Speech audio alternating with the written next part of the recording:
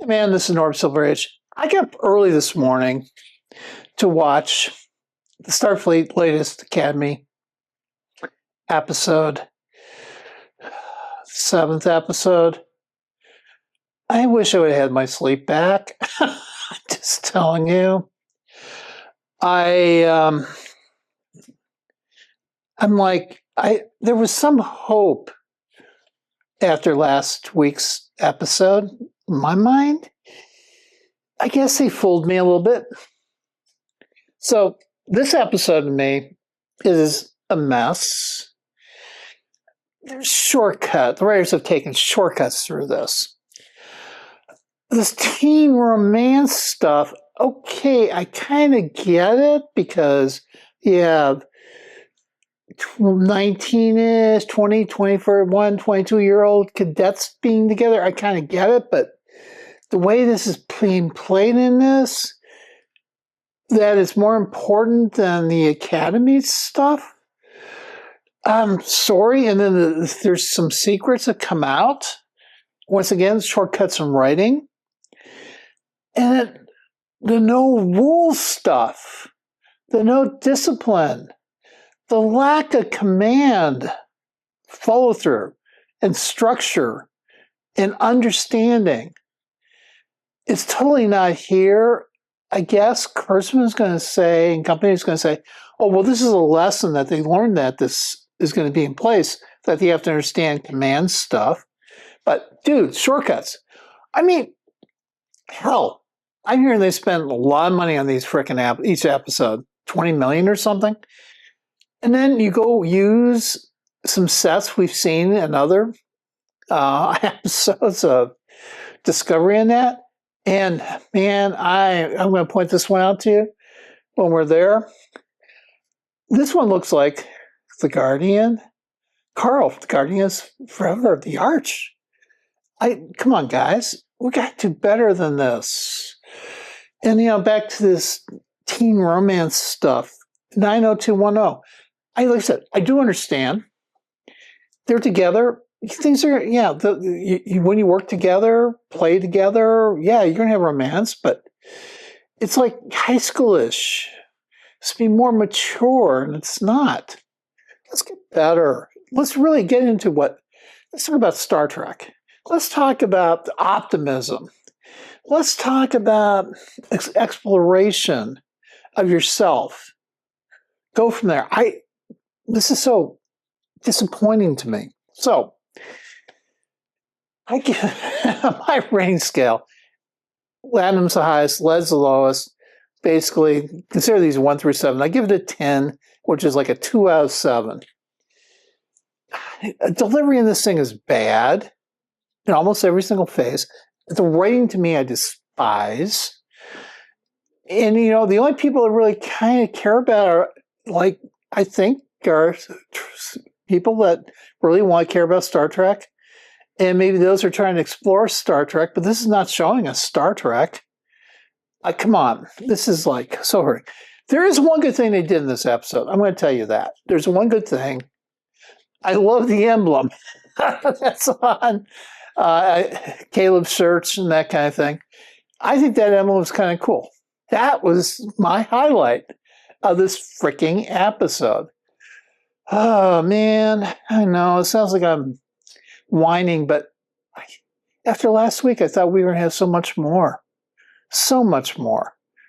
I mean, this thing starts there in spring semester. We're closed for all worlds break. Okay, fine. I guess. But, gee, we went from fall fest semester to all of a sudden here. And there's only a slight references to the deaths and the tragedies that occurred in the prior episode, which I thought they would have explored that a little bit more, except for Caleb. I think that was lacking in this. And then, the young romance stuff. Here we got young romance stuff again. This is an interesting triangle because these three, Klingon's a player. He's got two two studs are after him, you know? And what's interesting about this scene is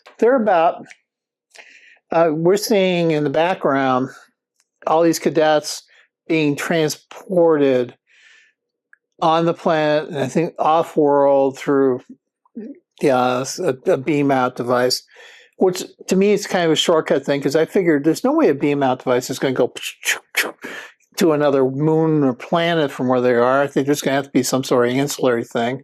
I know Scotty did that once, like a trans-warp transit scenario, but even still, that's one of those shortcut kind of things.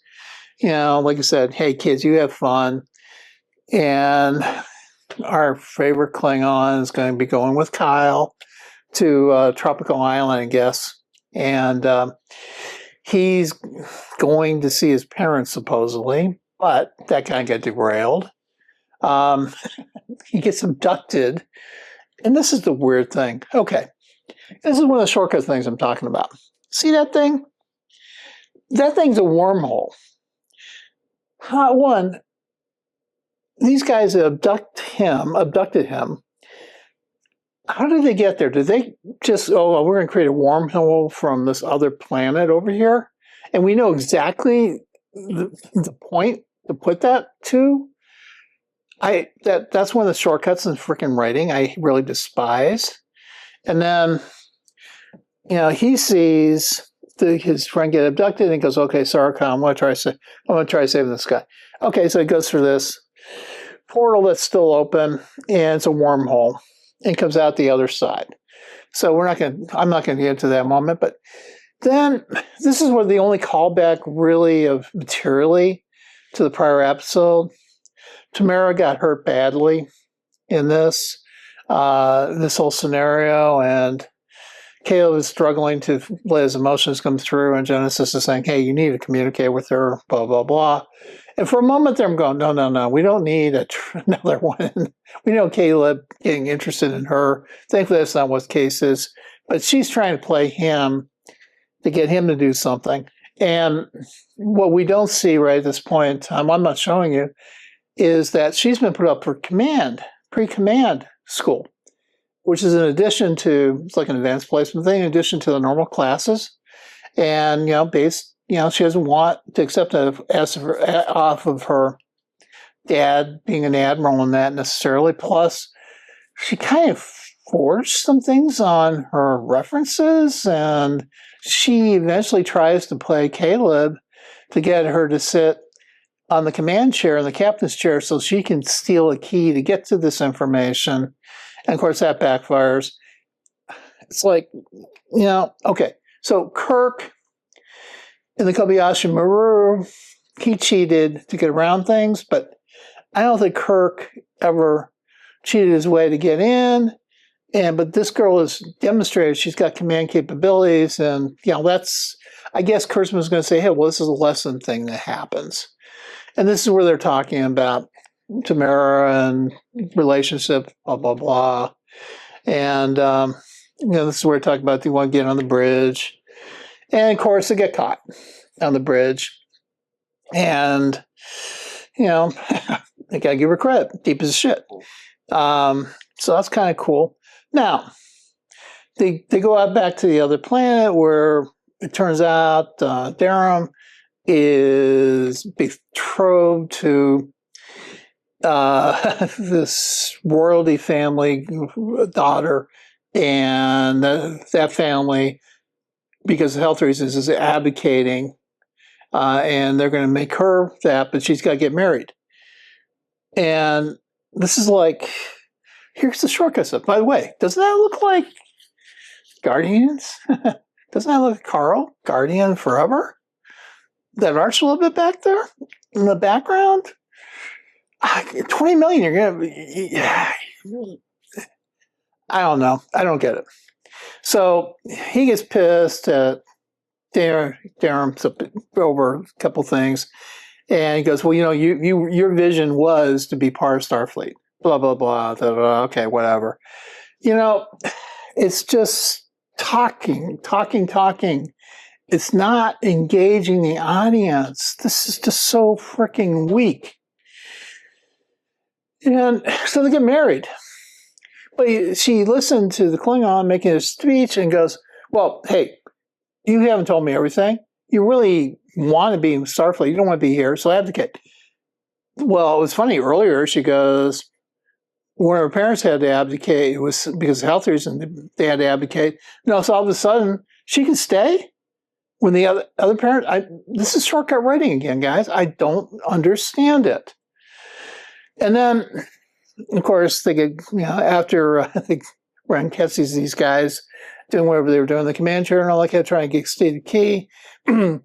Chancellor goes, I will not be nominated for the pre-command. Oh, no kidding. Acceptance, and she said, acceptance into the academy is not just based off your references. And, that's so true because, references they carry minor weight unless the references are coming from a person that's going to a hiring authority that person knows personally. References are just nice. Nobody's going to say anything negative. So anyway, and then Chancellor goes, leadership is a battle within yourself. Yeah, it always is. Okay, so that's a lesson you're trying to teach at this. This is the Star Trek lesson we're learning. Leadership is a battle within yourself. Yeah, I think we've seen this, but we haven't had it blatantly stated to us. And now the other thing is we're all flawed. Okay, fine. Saying we're all human or whatever. And she goes, Chancellor goes, I'm not going to expel you. Okay. Once again, no rules. Freaking no rules. No discipline. No command structure, guys. Once again, And then, you get 200 menial service, both of you. How many freaking hours does this guy have? Years of millennial service? Is that the best thing they can do? To think about punishing people? By the way, Tabitha came here and goes, Gad, you're right. These guys are bad. So, and then they finally get back, and of course, we got the lovey-dovey thing. Once again, it's this young romance stuff. I get it, but I don't get it. It's not, the way they're presenting it's not connecting with Star Trek. It's not connecting with Starfleet Academy in my mind. Maybe it is to the real young audience, but to me, it's not. And then, by the way, they also said, everyone, at the end of 4 days, you got to come back and you got to see this meteorite shower. I'm sorry, these guys from all over the planet. Why would they care? Why do they care about this meteorite shower? So, once again, shortcut kind of thing. And the writing is, So, hey, Nora Silver Age, please give me your comments. Have a great day.